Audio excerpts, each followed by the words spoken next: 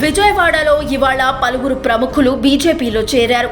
ఈ కార్యక్రమంలో రాష్ట్ర బీజేపీ చీఫ్ దగ్గుబాటి పురంధేశ్వరి ప్రసంగిస్తూ వైసీపీ నిరంకుశ పాలనకు చరమగీతం పాడాలన్నా, సీఎం జగన్ను గద్దదించాలన్నా 3 పార్టీలు కలవాల్సిన చారిత్రక అవసరం ఏర్పడిందని, ఈ కూటమి త్రివేణి సంగమం వంటిదని అభివర్ణించారు. 3 పార్టీల జెండాలు వేరైనా అజెండాలు ఒక్కటేనని స్పష్టం చేశారు.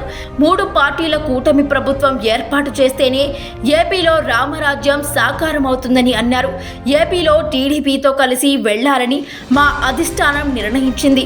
అరాచక ప్రభుత్వాన్ని గద్దెదించడమే కూటమి లక్ష్యం. అందుకే పొత్తు అనివార్యం అని మా పార్టీ పెద్దలు భావించారు. ఏపీలో వైసీపీ ప్రభుత్వం వ్యవస్థలను తన ఆధీనంలోకి తీసుకుంది. జగన్ నా ఎస్సీలు, నా ఎస్టీలు, నా బీసీలు అంటాడు. వారికి ఆయన ఏమైనా న్యాయం చేశాడా అని పురంధేశ్వరి ధ్వజమెత్తారు.